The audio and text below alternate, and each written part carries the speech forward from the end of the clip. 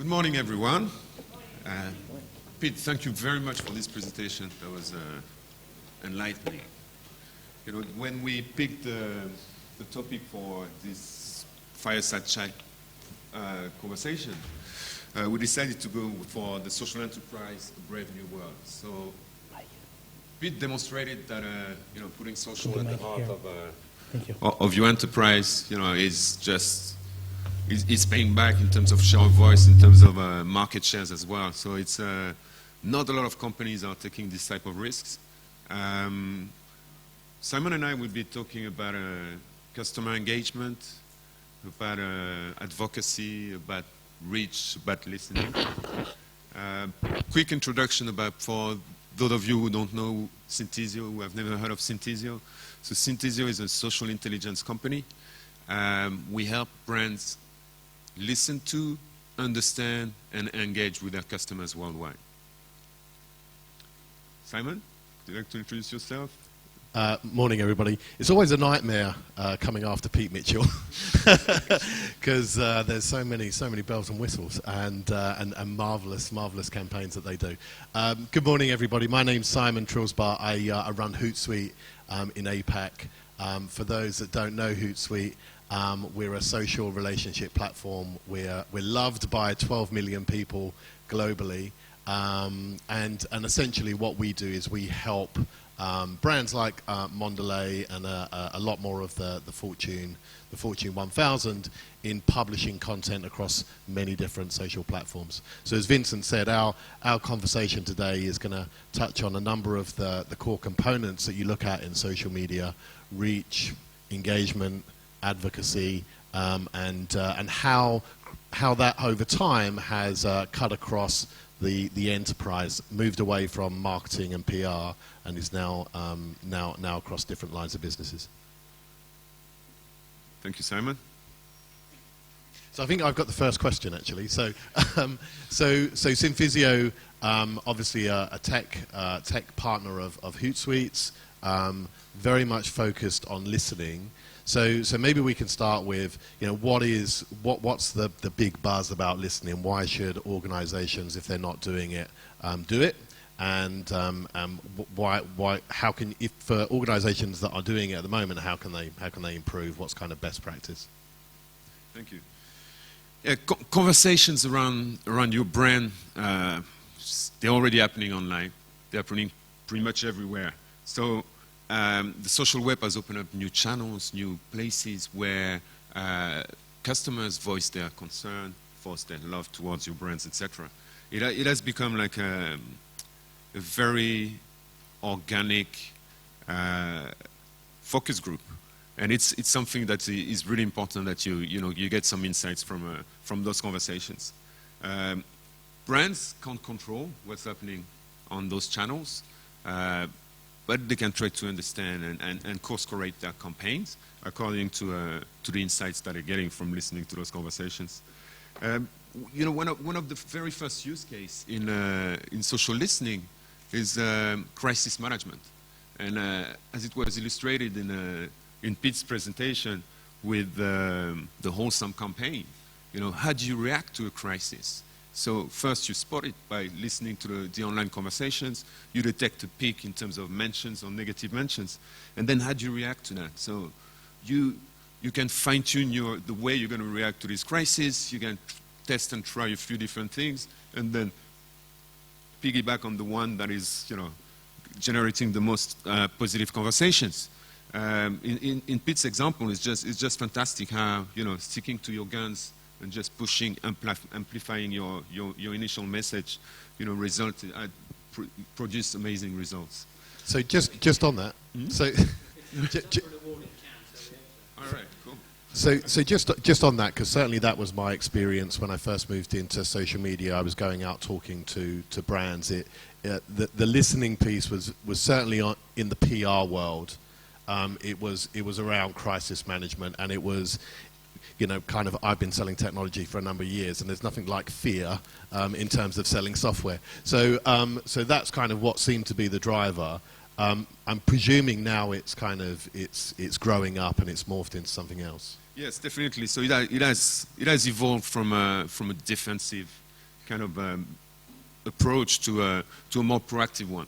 So now it's moving from crisis management, purely crisis management, to campaign management, to customer care, to in-depth market insights analysis, and social sales. We're moving from a very simple view of social media that was community management focused to what we call social intelligence that is really business focused. So brands need to really equip themselves with social tools to help them participate in conversations, measure, monitor those conversations, and respond to clients, customer care, to some social customer care as well. So that leads to my question to you, Simon. How do you see listening and customer engagement? How do you see them playing together? I think to kind of take a step back, one of the reasons why Hootsuite partner with Synphysio is that we kind of connect the two pieces together. So we're in the business of engagement, customer engagement. Really, that's kind of what everybody knows Hootsuite is about. But customer engagement is an interesting kind of business term, and it'd be interesting, just kind of throw this experiment out here. If I was to kind of talk about, if I was to mention customer experience and customer engagement, who would confidently be able to kind of have a stab at what the differences were? Just a show of hands. So engagement versus experience. Please, someone raise your hand. He's not prepared for that. Okay, kind of, yeah, good. So I think that's it's an interesting point, because there are all these terms being bandied about, and yet we're not sure of the definition. So let's kind of start there. So customer engagement for Hootsuite, our definition of that is when a customer is connecting with the brand, and that could be led by the brand, or it could be led by the customer. It could be on social, it could be online, it could actually be at the bricks and mortar retail store. But it's that connection that the customer's having. And then customer experience is how the customer feels about that connection. So with that in mind, so to your question around how do we look at listening, well, we partner with Synphysio because the listening platform enables us to kind of get the signals to improve the communication, to make the engagement more engaging, so to speak. So that's the key there. So we're always thinking about how can we use technology to push out content that's going to have a positive reaction. And of course, going back to Pete's the kind of the three circles of the agency, the brand, and the vendor. And that's fantastic for me to see. It's very heartwarming. I recently did a talk that was called Big Love, and it was is 3 the magic number or is 3 a crowd, and talking exactly to that point, because what we see a lot of the time is that the agency will have a big relationship with the brand, and the vendors kind of on the outside. Now the reason that's important is we want to kind of have a seat at the table to understand, well, what we're not going to do the amazing creative that we've seen at Pete's presentation. That's not our gig, but it's important for us to know the strategy behind it, so we can then power the technology to do that. Okay. Hootsuite is very often described as an SRP. What's an SRP? So, that term is, it's kind of a new one. It stands for Social Relationship Platform, and I think that this is where social media is getting grown up. So, our view is it sits alongside web analytics, your marketing automation tools, your CRM tools, and your content management tools. So, Social Relationship Platform is now a critical part of any technology stack within marketing. And I think one of the reasons for that, and I think we'll go into this a little bit later, but one of the reasons for that is social media now lives across the organization. So it doesn't just live in marketing anymore, it lives in customer service, it lives in HR, it lives in sales, and in fact, if you look at people like Tony Fernandez and Richard Branson, it lives at the very, very top of the organization. So, we think that in years to come, when organisations are doing job interviews, they're going to look at social media skills of the individuals. What's the best model for companies to implement, to approach this, the social enterprise, to spread it out?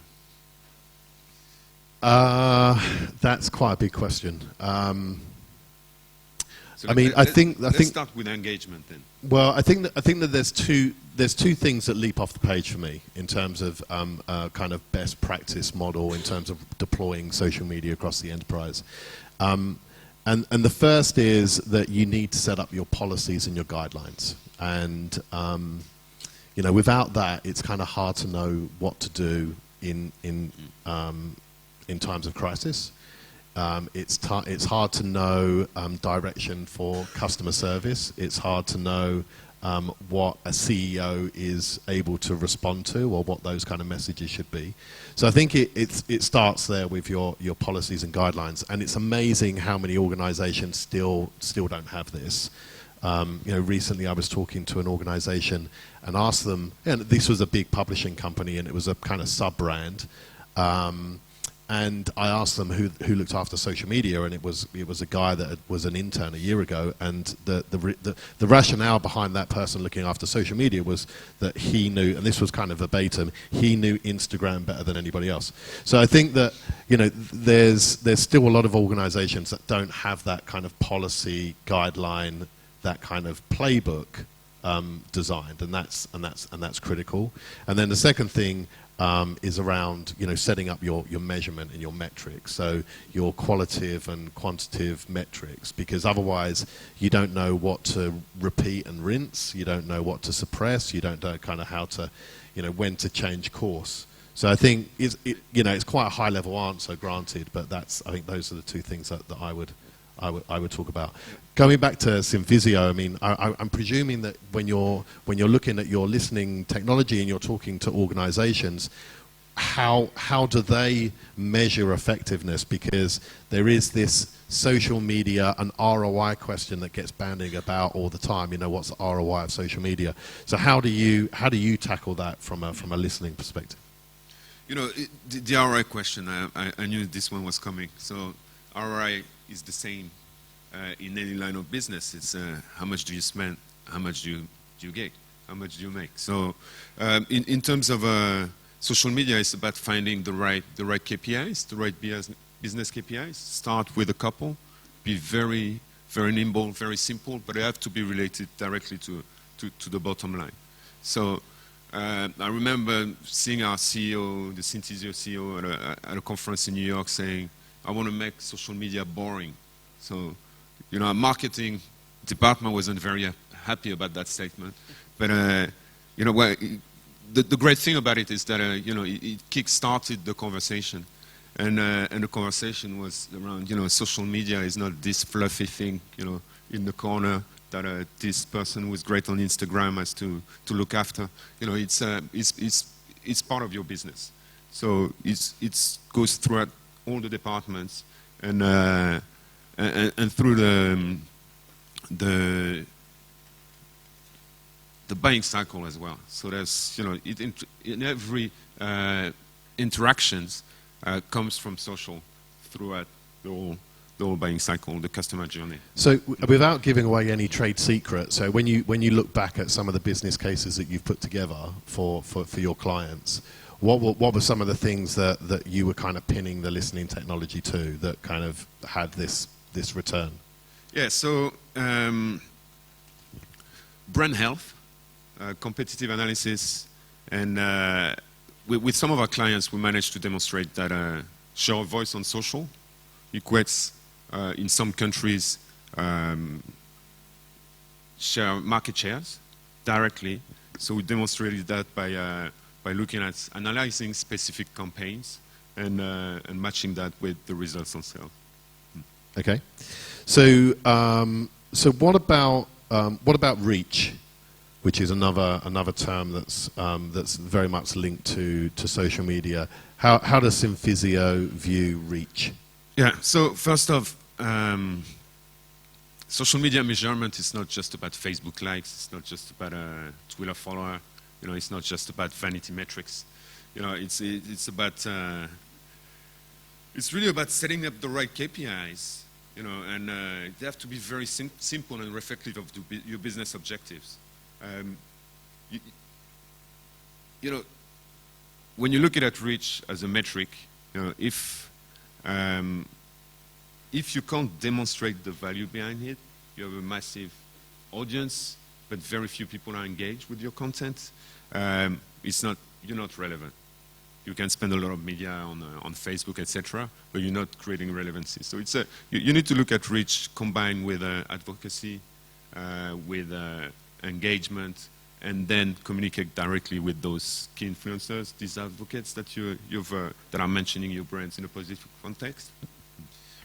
I think that the example that I can give the audience around Hootsuite and Reach and a case study is a piece of work that we recently did with Century 21. If you go to YouTube and look up C21 or just put in Century 21 and Hootsuite, you'll see the campaign. And I think that this is a really good example of where we didn't expect social media to go maybe 2-3 years ago. So it's across the line of business of sales. It definitely involves reach. And Century 21 came to us and unlike Encyclopedia Britannica or Blockbusters, they realized that they needed to kind of pivot a little bit, and they needed to start leveraging social media.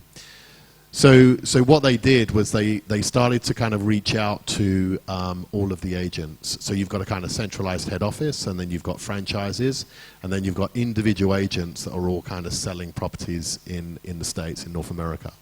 And they realized that social media was a powerful channel for the agents to use to engage with their customers and their prospects, push out information that was relevant, kind of based on geographical, what was happening on property prices, etc., etc. But it was kind of a really good channel that lent itself well to that real estate model. And so they came to Hootsuite and asked how we could help with them. One of the challenges is that, you know, real estate agents, majority of them don't really want to get into social media. They're not that interested, and they look at it as a kind of a pain more than anything else. So we knew that adoption was absolutely critical. We knew that without getting the real estate agents on board, the whole thing was going to fall over. So we kind of created social media in 21 minutes. So it was 7 minutes on engagement, 7 minutes on customer service, and 7 minutes on thought leadership, and basically preached to them that they could knock this over. They could knock it over in 21 minutes, and they were done.